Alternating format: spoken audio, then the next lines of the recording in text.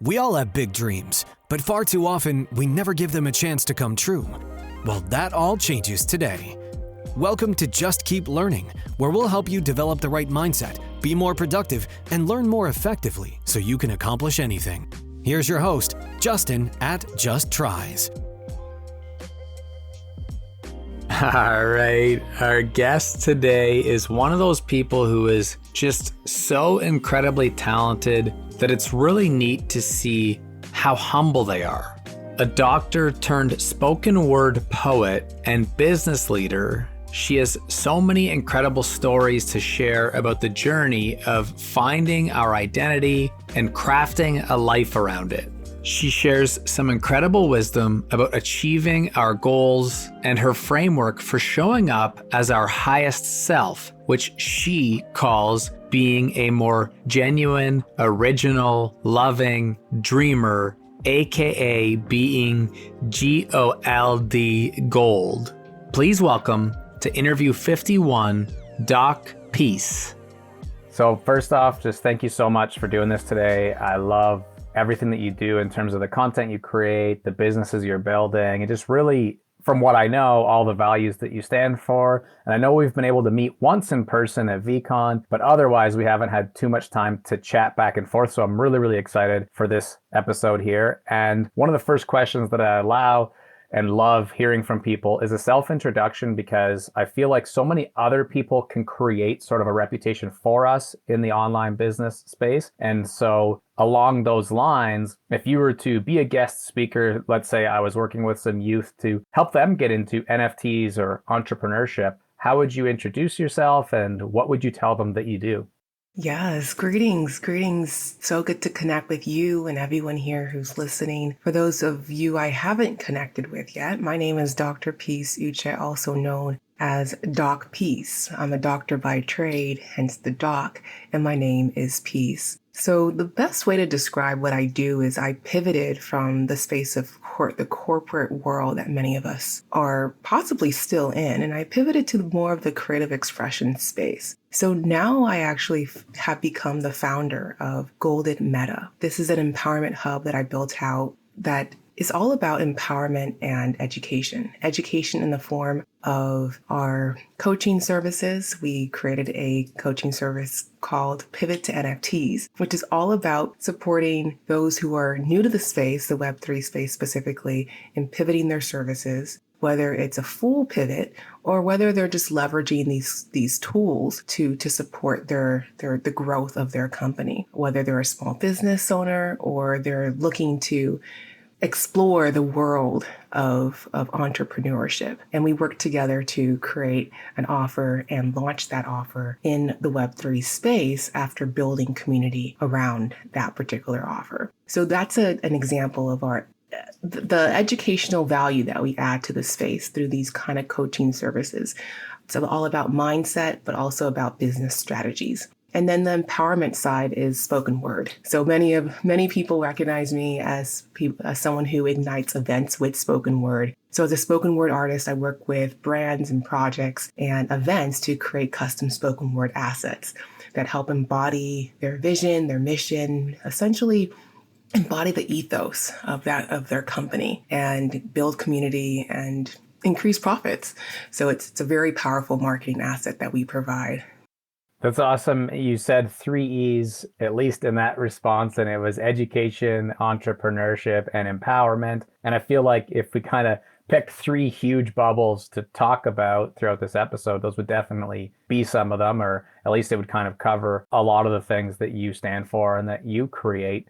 I would love to kind of do the chronological sort of piece to start, at least. And when it comes to your journey, it's interesting that you mentioned that most people know you for your poetry and the online persona, because certainly I did. Like I see your handle, obviously, Doc Peace. I see your branding in terms of the gold and all of that. But as far as I knew, you could have well just been someone who put Doc as in like some hip hop artists do and stuff like that, right? So the fact that you are a doctor is what's really interesting. So maybe if we could go back to that part of your journey before we tackle the current one and just tell us a little bit more about how you got into being an actual doctor. Yeah, so I went the long route, as many people probably do in terms of aligning with their purpose. Let me take it back a few years, 20 plus years. Bear with me, there's a reason for this. So when I was 12 years old, I wrote this book called The Midnight Show, and it had poetic lines. It rhymed. It had Van Gogh inspired art, and it won some award back in my grade. And I remember reading it out loud to the entire school because of winning this award.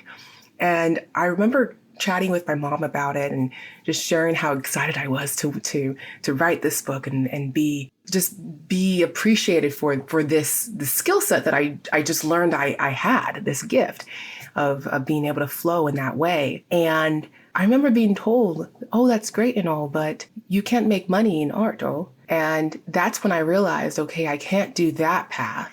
And I guess I must do another path. And so that's how I went down that pathway of becoming a doctor of pharmacy, getting my doctorate, working as a pharmacist for half a decade, after 9 years of schooling, then pivoting. So that's the long story short. But growing up in a Nigerian household, if any listeners are out there who are Nigerian, you know that there are three main acceptable trades in the Nigerian family, and that's to become an engineer, a doctor, or a lawyer. So that's what I did. In terms of the educational piece, like to get there, obviously you were strong in school. Like, did you enjoy school? Were you a good student, or was it a matter of doing what you had to do to get by? Oh, definitely a great student. I had straight A's, nothing less than a 4.0 at any point in my educational background. And even in college, I graduated with honors and cum laude with honors from the University of California, San Diego. Then went and continued and got my doctorate at the same school. I went to UCSD for 9 years. Wow. Got my residency in ambulatory care. So did all the things, and I enjoyed it. I really did. I was good at it. And I always wanted to help people. And I felt that this was the way that I could help people. I could help people help themselves. That was something I would always say, like, I'm giving you the tools, the medication education. That was always the funnest part for me. The part that I felt the most, that I was giving the most value was when I was delivering medication education, because I was giving my patients the tools that they needed to then help themselves. So perhaps one of the underlying themes that could almost be a title of this episode too is the idea of like teaching, because again, I think that goes into all of those areas, and even that medication education piece that you're referring to.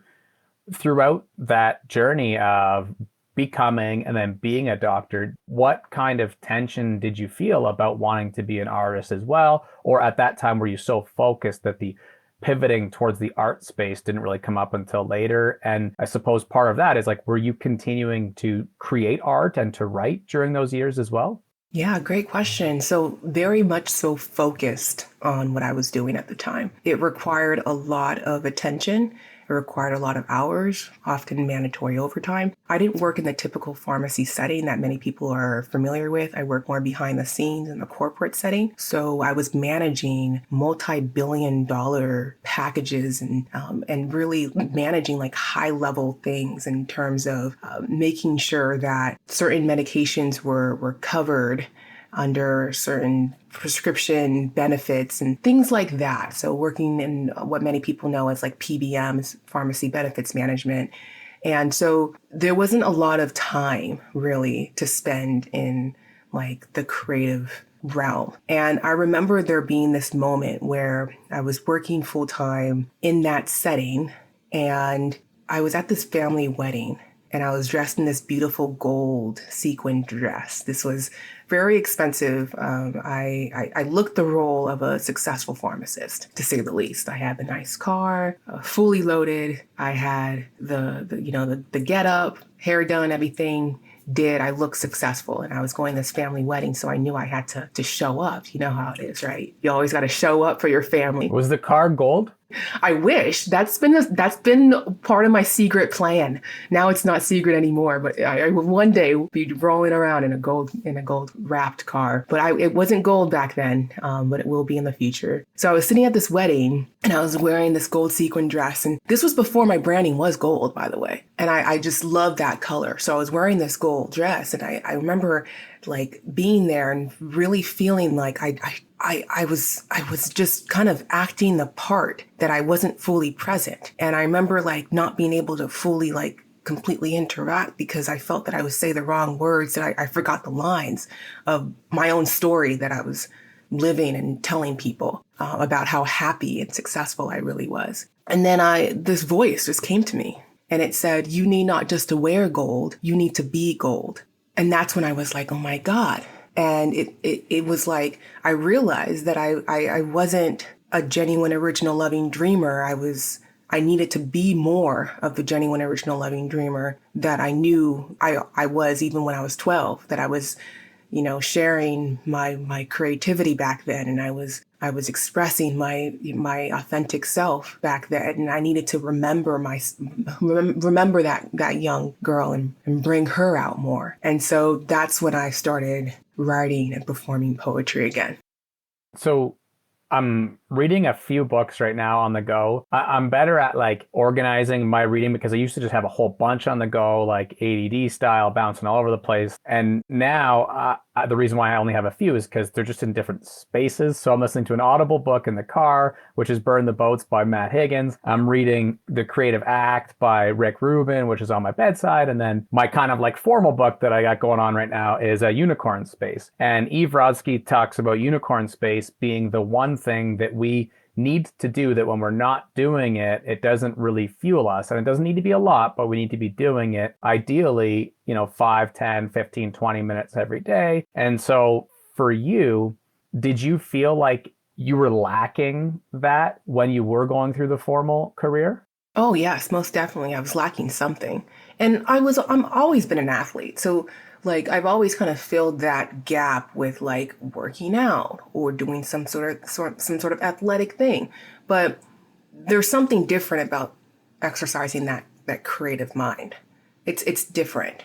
And so I had that outlet of having that like energy, like shift and release and then boost and all that comes with working out. But there was still definitely something missing. And I think that's when I discovered that I was a poet, I rediscovered that ability to flow. That's when I was like, okay, this is what's missing. And I remember when I first started writing poetry, it was very like dark, like negative, like, and I was releasing a lot of like that I had like kind of stored within me. And I thought that that's what spoken word was all about. And a lot of people kind of align spoken word with like angst. But there's various ways in which you can speak your truth. And I remember when I discovered this open mic setting in my hometown of San Diego, it was a monthly open mic, and I set my intentions that I would write and perform a new flow every month for as long as inspiration flowed. So for the entire year, I wrote and performed a new spoken word flow. And as the year progressed, I went from being like just so dark, and yes, they were deep and many could relate. And that was definitely where I currently was. I released a lot of that. So by the end of the year, there was definitely like a more of a positivity, light, and love theme to my spoken word flows. And that's still where I'm currently at.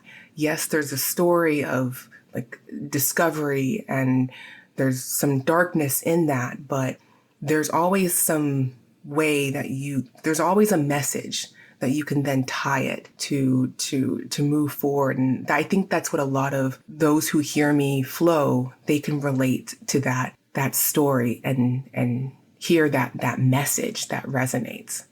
I've written a lot for just a personal use for now. I'll share maybe in the future if, universe willing, I'm still around to do so. But a lot of times it was to heal my own self. And that's why I wrote. And so I can relate. It's in a book. It's tucked away. But it was on topics of like working with, young teenagers who were subject to abuse and human trafficking. It's, working with youth who are going to spend pretty much 25 years in prison, and the death of my brothers, and so many things that are like it was like to help heal in those areas. That is why I created it. I also, the poets that I've listened to similarly are using it as a microphone and a platform to bring up really difficult topics, like reconciliation with Indigenous is a huge one here, these kinds of topics. And so that's where I kind of grew up on that as well. And so I definitely can appreciate that.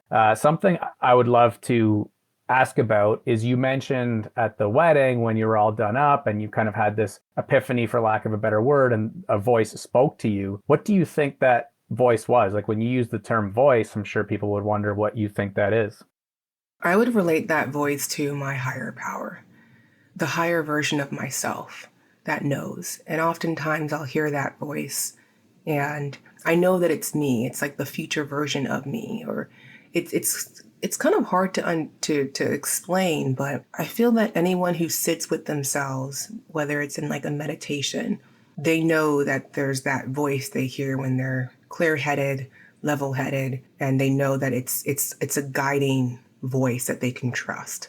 And so that was that voice that spoke to me, like loud and clear, like as if it were coming from above, but it was definitely from within. When you made that pivot, the other book that I'm reading, and that's why I brought those three up, because they're just so aligned with what we're talking about right now, was the idea of burning the boats. So should you pivot? Should you half pivot? Do you side hustle? Like, what does that look like? And so you shared a bit that you were starting to create monthly flows and you committed to that. I'm assuming that you kept your job at the time. And so for people listening who are like, oh, that's me, I feel a little bit stuck right now, but I don't know how the heck to go start painting or start with poetry or whatever it is. What is some advice that you would give to those people? So when I first discovered or rediscovered my creative side, it was definitely something more of like an overlap with my current job. There was no sudden like, okay, I'm quitting, I'm done with this, I'm going all in. And I know some people do. Some people do pivot. I've had clients who I worked with who have just been just completely burnt out and just done. And they went all in. They went all in into the Web3 space, or they went all in into creating their business and investing their time and money. But they also had a large budget in place in terms of savings, right? They had a savings in place, and then they put themselves on a budget. Let me put it like that. And so it gave them time to fully invest their time and energy into building their business. For me at the time, I definitely kept my job. It was more of like an experiment in terms of, let me see where this hobby will lead. And then eventually I went from, there was like a 3-step journey into this growth from where I started and where I ended up now. And it was started off with me like literally begging in a sense, outreaching to hundreds of different organizations and events outside of the open mic setting. I wanted to explore if I could take this gift outside of the open mic setting where I can actually monetize it. So it started off with me outreaching to hundreds of different events and organizations that were hosting events locally in San Diego. And I got a handful of responses, and then like 3 booked events that I could now perform at. And I was like, okay, this is great. This is like an opportunity for me to explore this space outside of the open mic setting and see if spoken word is something that will land and resonate with others who aren't just going to a cafe to listen to poetry, right? And so I found that it did land. It did resonate. So that was phase 1, just kind of exploring and getting booked to speak and for free. And then the next phase was actually getting booked for a small fee. So actually asking for compensation and then actually receiving that compensation. Stage 2, completed that phase. And then stage 3 was people actually coming to me and paying me for my services. And so that's when I was like, okay, there's something here. Like I progressed through the stages. I'm actually able to monetize. This is no longer a hobby. It's something that I could actually do. And I still have my day job, of course. It was more of like a balance of trying to fit it all in and making it happen on the weekends and things like that. And so in full transparency, and a couple years ago, I was given the opportunity to go all in the form of a layoff that happened, a massive layoff that happened at the company that I was working at. And I took that opportunity and I said I could either go and find another full-time position where I am feeling this feeling of misalignment still, but I know that it will provide a six-figure paycheck and stability. Or I can go this other route and use this time to build my own business. And I said, okay, well, I think the universe is telling me it's time to pivot. And that's when I started to build what's now Golden Meta.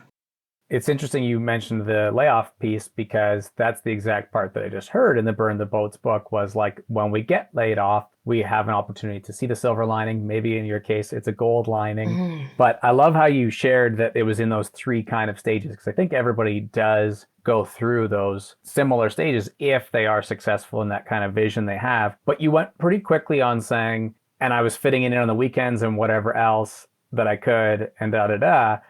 I feel like maybe it came natural to you, or maybe because you got good at it, it's maybe harder to break down for people. But people who are like, wait, what are some tips or strategies or ideas that the side hustler needs? Or maybe you learned the hard way that could save them some time. Ooh, definitely learned a lot of things the hard way, for sure.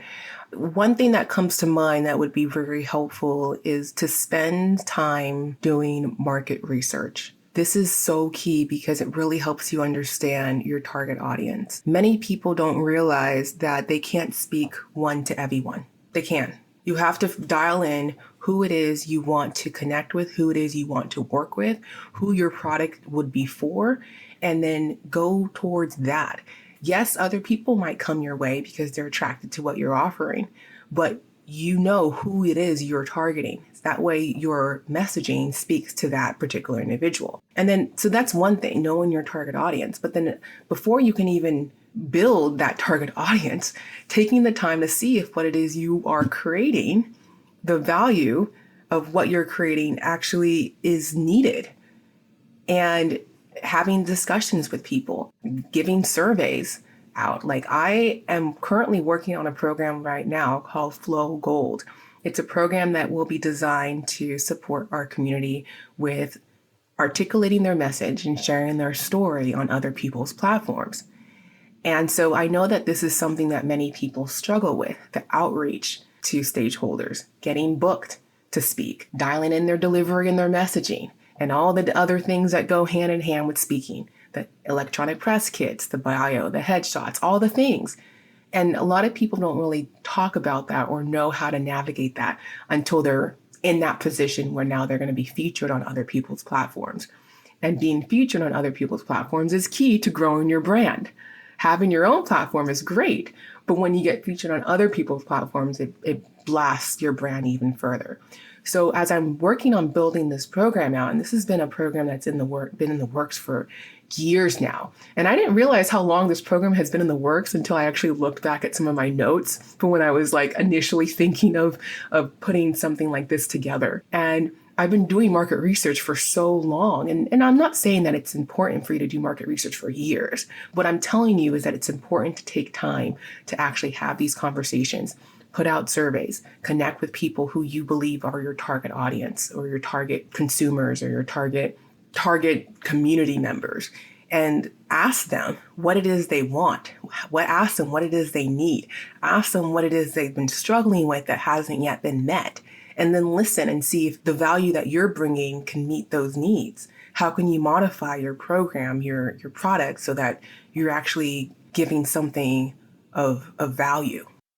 I love that. I love personally thinking of it as the idea of like, will a plane fly is pretty important to figure out before you take off. But then from there, you can optimize it and you can make it faster and stronger and carry more people, etc. But figuring out if it will fly in the first place is definitely really valuable. And you shared another kind of sneaky tip too, when you mentioned that you created your own outreach to hundreds of companies, brands, and or people that could book you or have you do work for them. And I feel like a lot of people are still waiting to be picked. So again, that's something that you definitely deserve a big pat on the back for. Yes, thank you so much for that acknowledgement and for bringing this conversation up, because this is something that I've been practicing for a long time.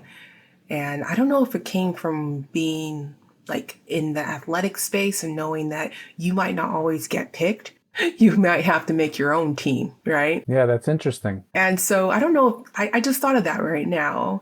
But for whatever reason, I've always believed that it's important for you to make those opportunities happen rather than just waiting for an opportunity to come to you. And even back then, when I was first just starting as a spoken word artist, that's what I was doing. I was outreaching to hundreds of individuals I found on Eventbrite, right? I found that they were holding these events, and I just connected with the organizers, and I did that research to find who I needed to connect with and found their emails and made it happen. These were cold messages.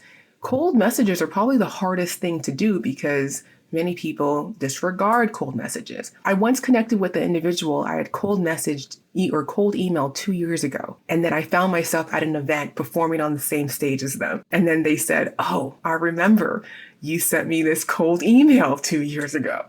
So it goes to say people read those messages. They might not always reply, but people read them. But again, those are the hardest messages to send. Warm connects are always the easiest. But I sent hundreds of cold messages. But the point though is that I put myself out there back then, and I still put myself out there now. So my first ever opportunity to speak at a Web3 event specifically was an opportunity that I actually made happen. I was traveling with my best friend, Lauren Turton. Many of you may know her. And we were in New York City at NFT NYC 2021, I believe. Gary Vaynerchuk was holding this event, and it was a satellite event to launch the week. And we arrived early. We had our seats, and we were there even before Gary V had arrived. My friend Lauren has a background in event management, so she looked around, she found the event producer, and we chatted with her and convinced her that I needed to close out that event with my spoken word poetry. I had just written a new flow called Freedom with NFTs based off Lauren's podcast, Freedom with NFTs, and we made it happen. And so it just goes to show that opportunities don't always come to you, but you can make those opportunities happen. Within a minute, we had convinced this individual that, and closing out Gary V's event, nonetheless, with spoken word was the best decision. It needed to happen. The reason why I was able to be so confident in that discussion and actually show up in that way was because I wrote this flow 2 weeks prior, memorized the flow on the plane ride from California to New York. And I told myself that an opportunity would show up, or an opportunity would present itself, or I would create an opportunity and I needed to be ready for it. And so that's exactly what happened. A day later, we created this opportunity and I closed out Gary's event with spoken word. We received a standing ovation, and I got a big hug and a kiss on the cheek from Gary. He said some words of wisdom and light in my ear. I don't quite remember it because the energy was just flowing. And I know one day that it will come back to me. But in that moment, I realized that what I had to offer was very much appreciated. And I knew that I was in the right space. But I wouldn't have known that if I didn't make that opportunity happen. And I mean, so many connections were made from that one opportunity. Ja Rule was in the house. He came up to me and said how much he enjoyed my flow. I connected with a bunch of projects that I started discussions with and ended up collaborating with to create custom spoken word pieces that they now use to market their projects and build their community. And none of that would have happened if I didn't make that opportunity happen. So the key here, though, as you were saying, is that many of us are thinking, okay, maybe I'll get this knock on the door, or maybe someone will call me with this opportunity, or maybe someone will see my post on socials, and maybe someone will give me that cash on my Cash App and suddenly drop me $100,000. They're sitting there waiting. But it's so very important to start taking aligned action to make those opportunities happen. you referenced Lauren, and so other themes that come up to me in terms of that is like teamwork, certainly networking, persuasion, and creating your own opportunities, which you summarized really well there. And another thought that I had as you were sharing that, though, was how do you feel about the idea of being starstruck? Because you named some, star-studded cast there that was listening to your flow, and also that you were able to connect with. And I'm sure there's been many other sort of celebrity people. Do you feel that you get starstruck? Some people hold back because they feel they're not a celebrity yet. So how do you feel about the idea of these people that get starstruck? There are so many times I felt myself being starstruck, and I had to snap myself out of it. I was like, this person is an individual like you. They had a start probably similar to how you are now navigating and journeying. They understand, like, they're an individual like you. I think that that's something that really helps to ground me and understand, like, where we're coming from. And I remember there was one moment that I realized I was getting starstruck, and I was like, okay, calm down. Like, it's going to be okay. And this was actually, I emceed NFT Seattle. That's this event that took place towards the end of last year in 2022. And the headliner was Tom Bilyeu. And I mean, for those of you who don't know, he's massive. He built this multi-billion dollar company and then sold it. And he's such an amazing speaker. And we had just heard him speak. It was one of the best speeches I've ever heard delivered, this keynote. So gracefully delivered. And I was just kind of more so as starstruck as to like how he was so able to articulate that message so clearly. And more so than his background. That's what really kind of like stuck with me. Like, wow, this individual is just so amazing. And I've seen him before speak at VCon, right? We've seen him before at VCon. And I don't know if you noticed, but he spent hours upon hours chatting with every single person that had surrounded him to connect with him that day. I remember looking back and he was still on that side of the stage, talking it up and making sure that every single person had their questions answered, that had their pictures taken with him if they wanted, and he did not leave until that was done. And so like knowing that about him, I think that's what really kind of made me be like, okay, this person is gold. And for those of you who are listening who are in my community, you know what gold means. And now everyone here will know. It stands for genuine, original, loving dreamer. And I believe like attracts like, gold attracts gold. So when I had this opportunity to connect with him, I didn't get a chance to do it at VCon. I was working the event in terms of as a media partner and getting a lot of footage and interviews with different people. But this was my opportunity to connect with him at NFT Seattle. That's when that starstruckness kind of came through. But again, it wasn't because of the background, like what I read on paper really about his achievements. It was more about like just knowing that this person was gold. Like, and it's amazing to connect with like golden individuals. Like, I don't know, it shouldn't make you nervous, but for some reason I just had to ground myself and remind myself that, he's gold and so are you. So like attracts like.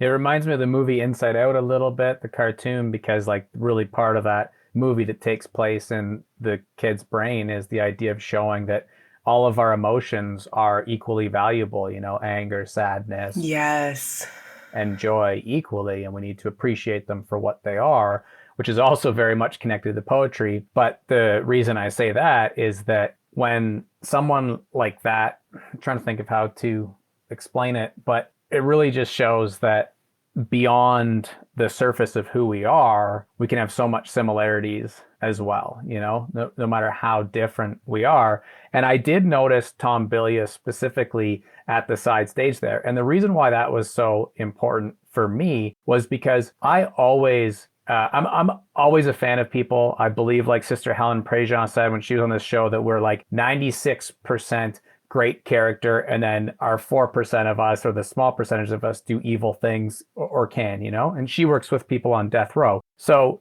with respect to him, I always appreciated what he did, but I'll be honest, I did see Tom Bilyeu as someone who built a business, sold it, was well off and wealthy. And when I was first getting into the content creator space, was a bit jealous of like, I can't have the stage that he has. You know, I can't create the space to make introductions like he does and have the guests on that he has, right? And so at VCon, I noticed him having nothing but time for people, which there's no need to in terms of his bottom line. If anything, it would take away from his success as a business creator because he's basically being somewhat philanthropic and generous in that moment. And so it really stuck with me. And for me, similar to what you were saying about we're all people, but I don't have the gold piece to add. But for me, we're all people. And so I met Mark Manson that week, Chuck Liddell, and these people that really, I think in years previous, would have made me more intimidated or nervous. But from entering this space as a creator and collaborating so much, I realized more and more and more that we're just kind of normal people, you know? Yes, most definitely. And it's not in an egotistical way when you can identify what it is that makes you gold, like your gifts, skill sets, and talents, and knowing that no one in the world has that exact same set of gifts, skill sets, and talents. So you have so much to offer.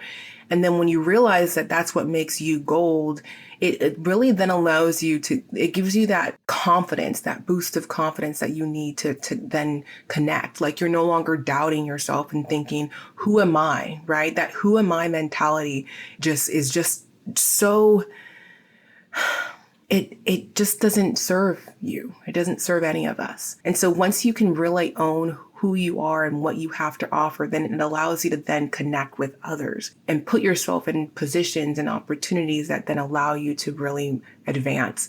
But without having that self-confidence, it's difficult to move forward. And I think one thing that I've learned, actually the very first summit, it was an impact speaker summit I put on when I first started. I was very ambitious and I put on this 30-day summit where I interviewed 30 individuals and put on and released it each day. And I remember there's one individual that I had connected with in the summit, and he says something that has really stuck with me over the past 5 years.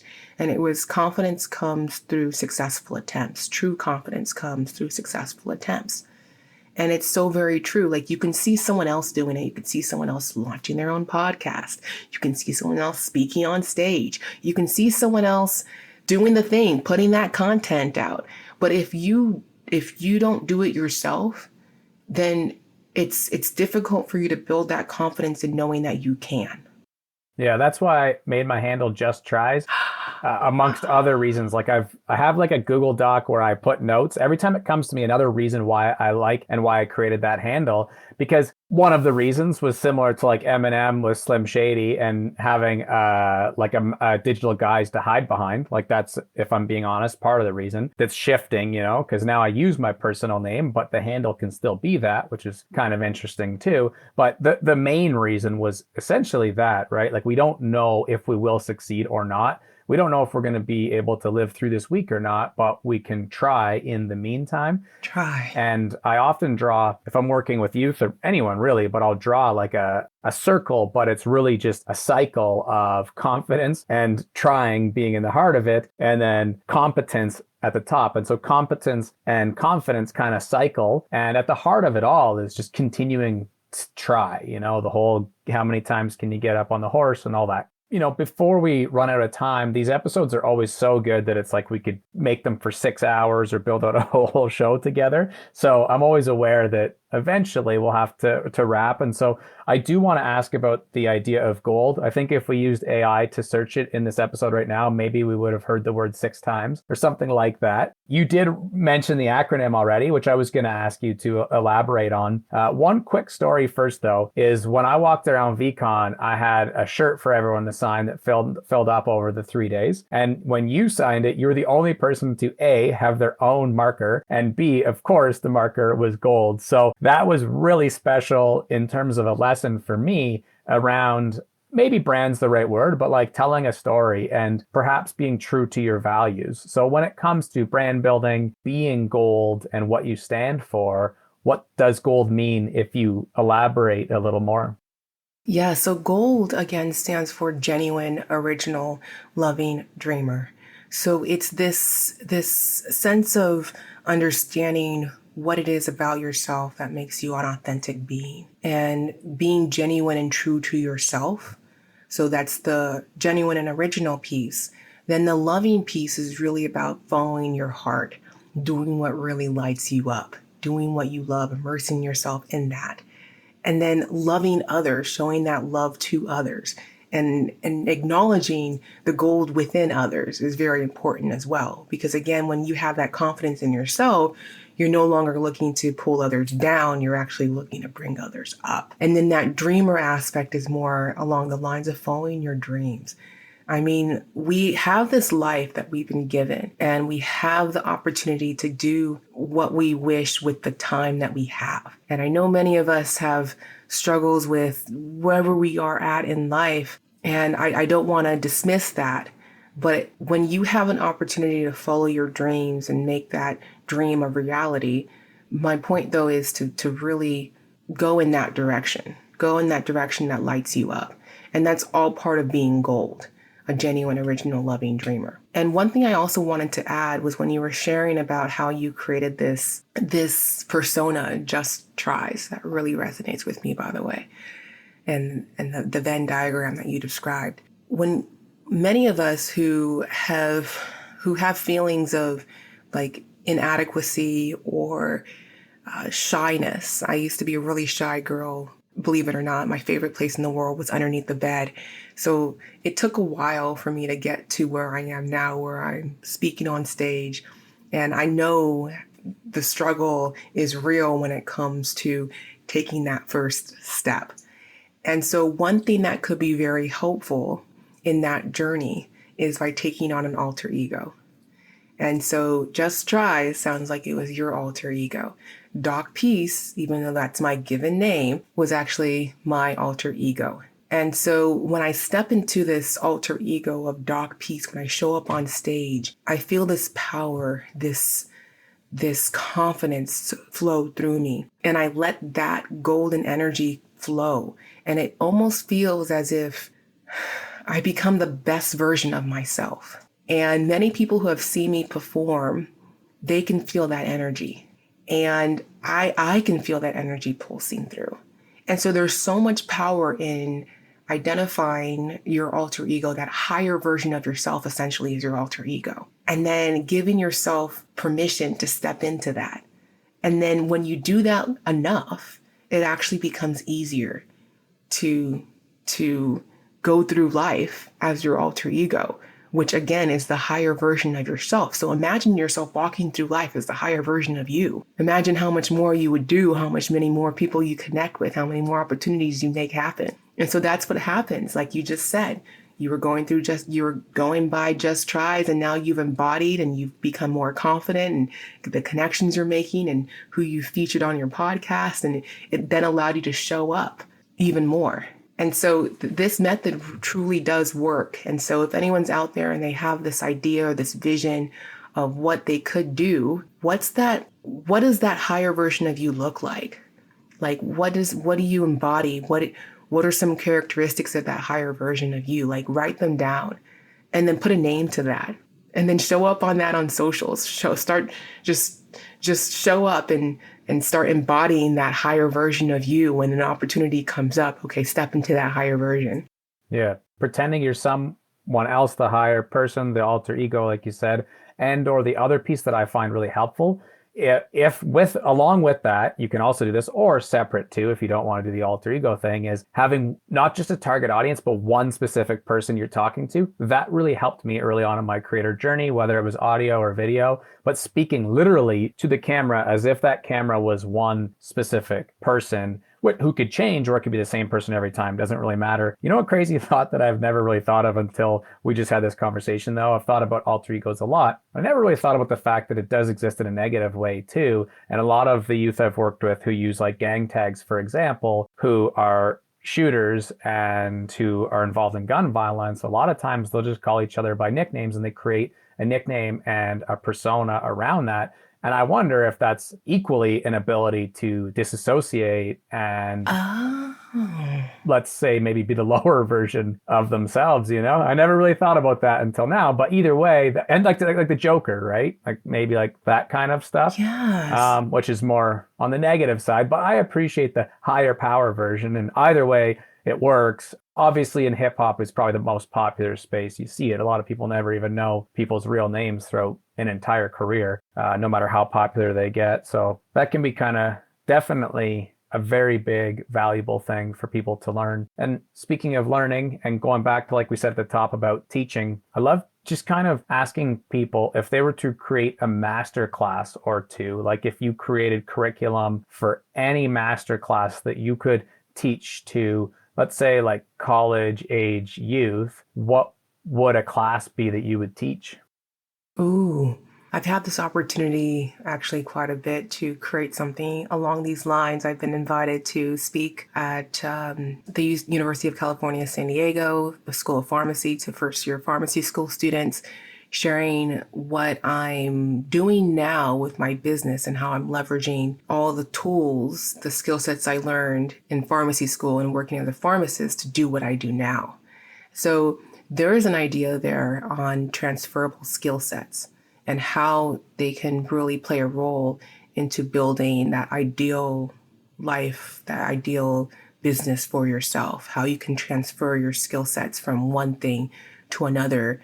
And I think that that would be a very, very valuable workshop. And then another thing that comes to mind, of course, is spoken word poetry and how you can craft a powerful piece that embodies your story and delivers a message. And it's definitely something that I find is the most freeing type of poetry because there's no like rhetoric to it in a way. It's a flow. And of course, there's certain aspects of spoken word poetry that many people are aware of, the parallel rhymes, the cadence, the rhythm, but in essence, it's very free flowing because again, there's no defined rhetoric. And so I would love to teach a course on how to create spoken word poetry that flows. Much of what I do is many people have heard me perform spoken word poetry, and oftentimes I'll share my own story. But I also work with brands, projects, and events and companies to create custom spoken word pieces that embodies their vision, their mission statement, the ethos of their company to create a powerful marketing asset that they could use to build community and increase profits. So there's a method to how I pull information together to create this powerful marketing tool. And so that's something I would be open to sharing that method more so with the stories, like how to take your personal story and pull out the different components of it so that it flows and it leaves the listener not really wanting more. Yes, that's great, but more so connected with you. They can resonate with that story. And when you share stories like that, stories from your life road, as I like to call it, it puts people, you and the listener, in this vulnerable space. And I believe in that vulnerable space, that's where true connections are made. And so there's so much power in spoken word because it bypasses the mind that's constantly judging and constantly negating and debating, and it speaks directly to the soul. So when you can structure your story in this way, it really is a powerful way to connect. I'm sure both of those would be extremely incredible classes for people to take. And this last one that you mentioned, I smiled because you were smiling so much when you brought up the spoken word piece. And that just made me happy. But it also comes pretty full circle for me because I just recently was sitting down with a student, sharing this podcast with them, and they had spent time in prison from the time they were 15 and now they're 22 and they just got out this past New Year's Day. So I don't know that they'd be listening. But one of the things that they really fell in love with because of a guest speaker who came and did some spoken word poetry about 5 years ago with him was writing in his room and then memorizing them and reciting them. And I think he went into construction, but I do know that he always wanted to continue to pursue that idea of spoken word. And it's a common thing that I come across often. If we did, let's say, write an ebook on, like, as best as we can, how to advise someone to go into that world, what would be the topics or chapters, or what would be the curriculum kind of boxes for that master class? And maybe if you could just give a quick point on each. I know, again, this could be hours long, but if, bullet point, whether it's 4 main things or 10 things come to mind, what are some things that are helpful to enter that world? Yes, firstly, I want to say that that's amazing that this individual that you're connected with got inspired from hearing someone speak about the power of spoken word. I'm actually in talks with a prison facility here in San Diego about possibly coming in and sharing this workshop that we just talked about now with the inmates. So this is definitely some inspiration for me to continue moving in that direction. In regards to like the curriculum that someone would go through in order to become a professional spoken word artist, I would definitely start with the outreach. Actually, before you go to the outreach, I would actually work on the craft and dial in that craft of sharing that story, of building that confidence in being able to articulate your message. And once you have that craft down, I mean, I spent a whole entire year of writing and performing poetry and making sure that I understood and I knew that this was the direction I wanted to go in, that I still felt called to go into this, to move forward in this direction.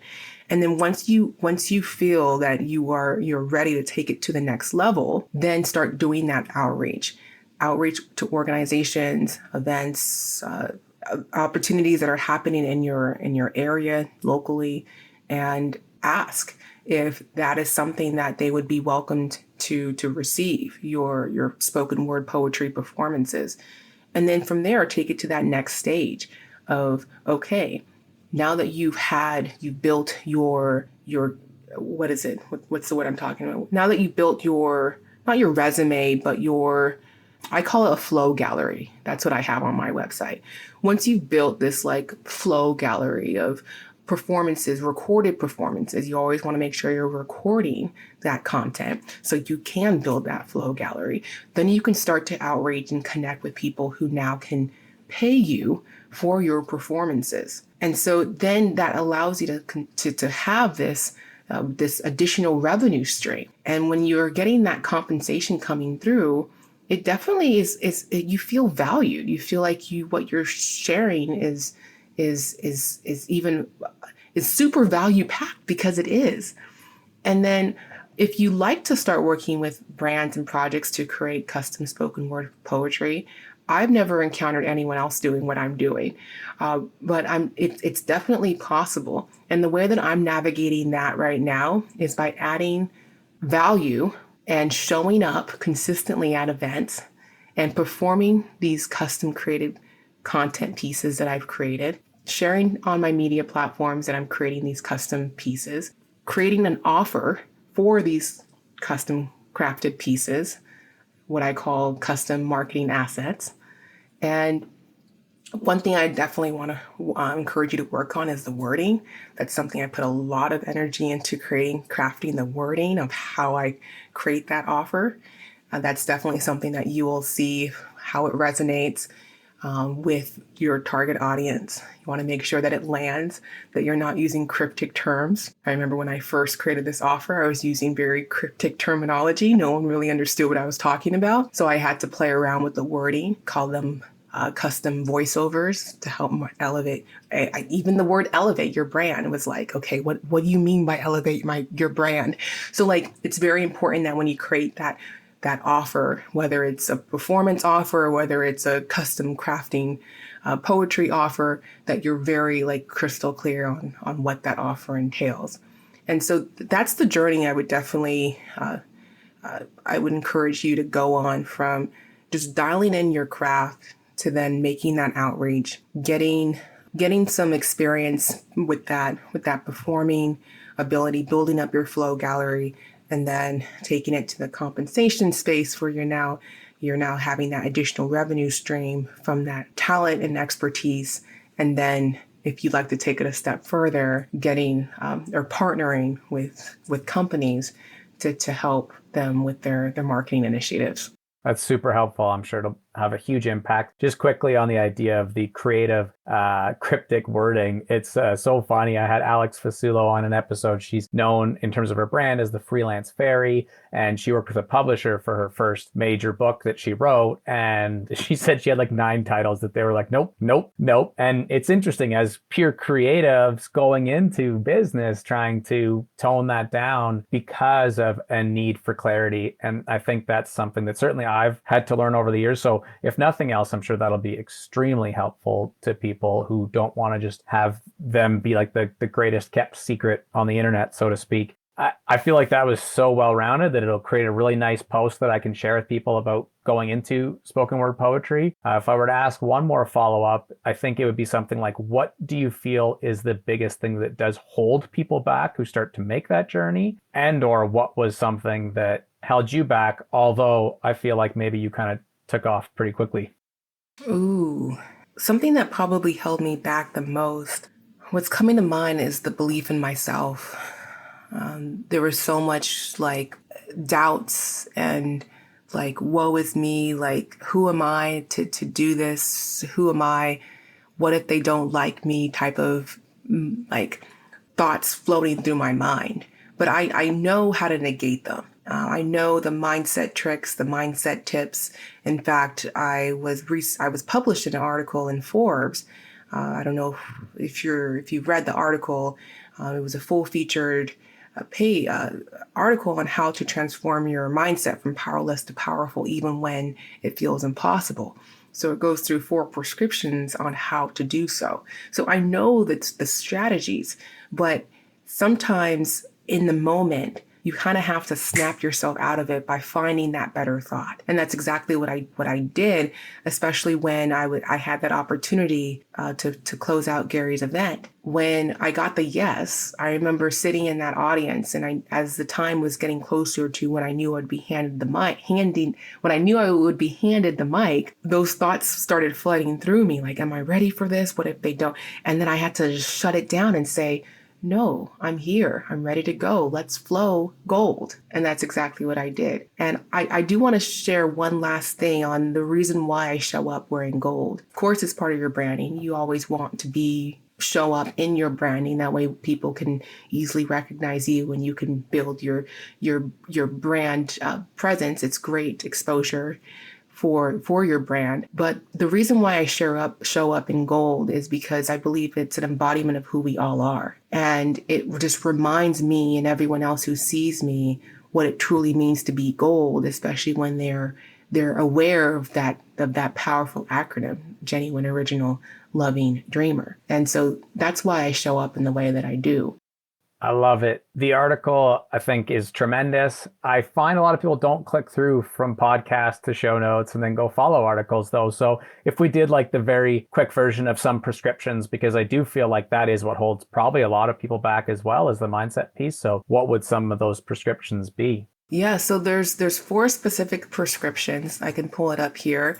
The first, probably the most powerful one, I'm going to actually just share one. There's like making a gratitude list. There's not sharing or not stating generic affirmations, basically taking the time to craft custom affirmations that resonate with where you're currently at and where you want to go.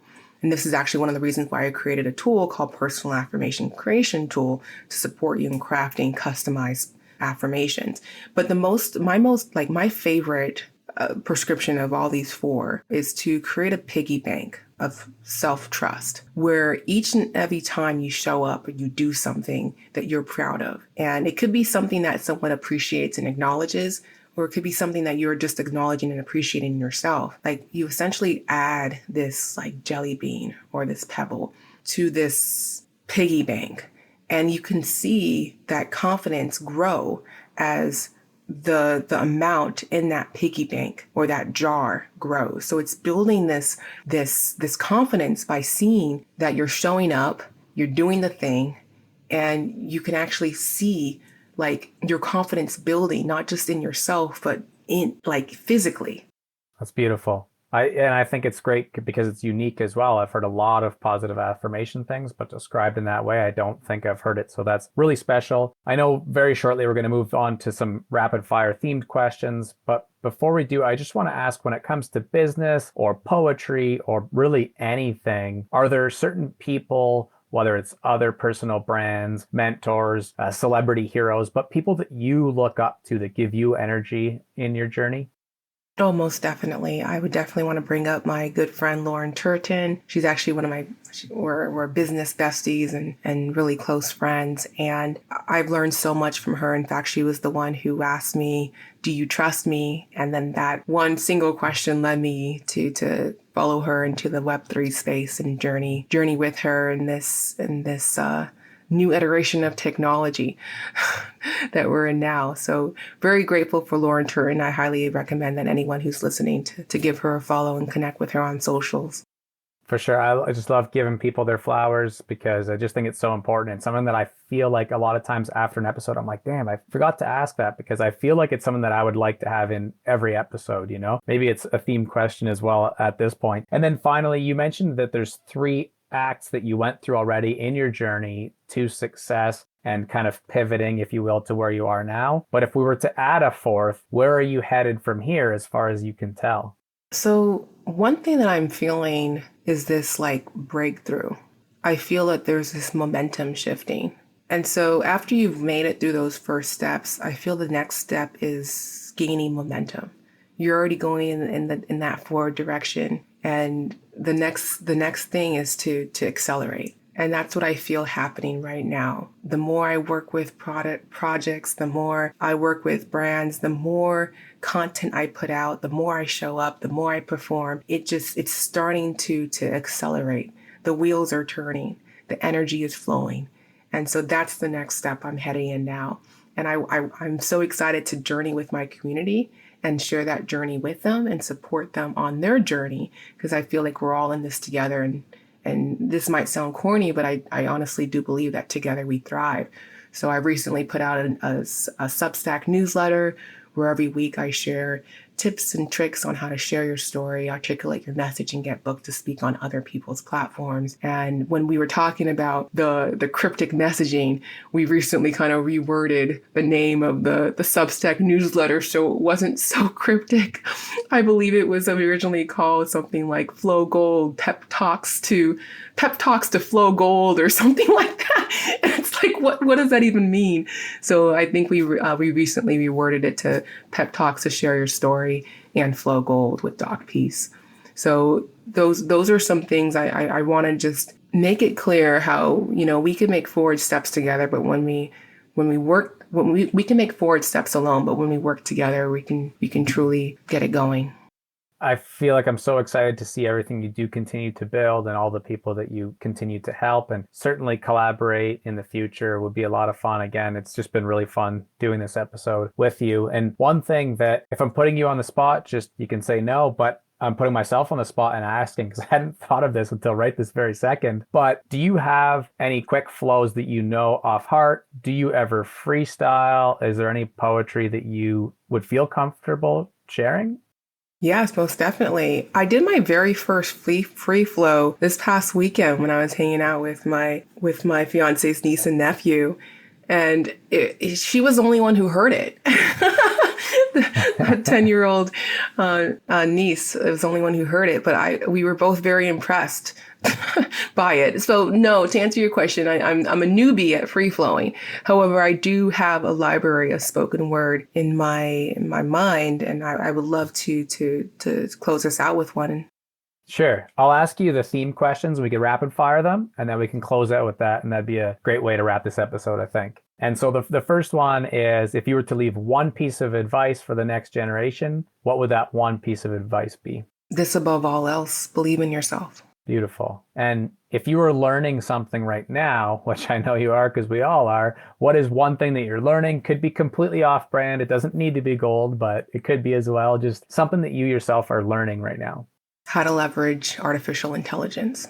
Yeah, aren't we all? That's a good one. And it's good. There's our next episode in a year from now. And then the third is, if you were to ask me a question that you felt my answering might help my audience, or just something that you're curious about, given all that we've talked about, what would be a question for me? I'm always curious to learn the journey. And I love how we started our message or our podcast today with dialing in the journey. So my question to you would be, how did you begin your journey? And how far along the journey am I is something that I'm a little bit interested in these days too, kind of philosophically, because it could be halfway done, it could be close to the end, like I think at least chronologically, and it could be very early, as Gary Vee likes to profess that it's so early. So in terms of, I guess one thing that I'll share, very similar to what you said at the top of the episode, was that there's a common theme of being a teacher. And when I was in like the 6th grade, I would volunteer with kindergartners. And then when I was in the 12th grade, I was coaching 7th grade sports. In university, volunteering in schools, and became a formal teacher, very similar to how you became a conventional doctor. And always loved the journey of teaching, but I really struggled with the conventional wisdom that existed in the profession, and still struggle with it today, that it very much doesn't help people who are trying to pursue creative dreams. And I fell in love with Seth Godin's work around the idea of stop stealing dreams. His ebook that's been downloaded probably millions of times is free. He never once monetized it. He just put it on the URL stopstealingdreams.com, and it's his blog posts for like a full year on education and learning. And I just became more aligned with what I wanted to do, which was go out and learn YouTube, learn podcasting, learn blogging, learn spoken word poetry, or anything that my students and youth that I'm supporting and mentoring are wanting to go into those worlds on. Wow. And then be able to actually help them pursue them, instead of trying to steer them in a direction that, similar to you and I were steered in when we were younger, helping them figure it out a little earlier on. And so that's how the podcasting part of my journey anyways came to be. Gold. Thank you so much for sharing that. Thank you for asking. It means a lot. So I know you're going to close out with a beautiful piece of poetry for us, and we'll leave it at that afterwards. But before we do, I think this is going to be an inspiring episode that a lot will connect with. So thank you. And I'm excited to hear some poetry. Yes, you're so very welcome. Thank you again for having me. I'd now like to invite everyone to take a collective breath together. In and out. I have nothing to offer. I said first in my mind, then again out loud. My safe space was a space between the baseboards and the mattress. Underneath the bed was where I felt safest. Safe from expectations, safe from limitations, safe from distractions, and most of all, safe from my reflection, who was the only one who'd shake me to the core each time she said, "You can do more." I was 9, 14, 22, and 34 when my reflection's voice rocked me the loudest. See, sometimes you may need to remind your mind what it's capable of. Jog yourself from doubt to a confident state. It's an uphill climb, but you can set your own pace. The signs all around read, "Stay on the trail." I laugh out loud because at that time in my life, I wouldn't have known how to blaze my own. And even now, with each GM I announce, there's a deep sense of knowing that I've yet reached my peak. We say this phrase time and time again, we're still early. The Web3 mantra. Undeniably true, yes, we've only just begun. The you are today is better in some ways than the you of yesterday. We are still so very early on this journey, you see. We wake up a different person every morning since our body produces over 300 billion cells each and every day. We are different. Neuroplasticity is this ability to form new brain connections. I spent about 7 years believing that I would never know the meaning of fun again. But you also need to want to change. Desire a better reality for yourself, so when your future self looks back at your present, your future self will say with all its new neurons in place, "Goodness, darling, look at you now. You changed." So I stare back into the eyes of my child reflection with all my decades more of knowledge, wisdom beyond my former years, and I roar from the core. Let's flow gold. LFG. That's beautiful. I mean, mostly I just want to make sure that we end on that, but I do want to say thank you one more time. You're so very welcome. Thank you again for having me. Continue to shine your light. I see you. I appreciate you. Let's flow gold. Right back at you. Until we create again. Yes. Bye for now. JKL listeners, thank you so much for being here. I believe greatly in having the courage to speak our own goals out into the universe. And one of my challenging goals is to help millions of people achieve their own dreams with this show. So please do continue to pass it along. It means the world when you share it with someone that you think might benefit. And speaking of goals, if you have any of your own, be sure to reach out on socials at Just Keep Learning. I want to see what you're up to, what you're working on, and if there's any way that we can help at all. Thank you to our guest, Doc Peace. If you want to know anything about how to build a brand the right way, then just check out her work. It's so inspiring to me, whether it's her poetry or her ability to build brand around her business. It really is special. And like I said at the top of the episode, she stays being a great person along the journey. It really is inspiring.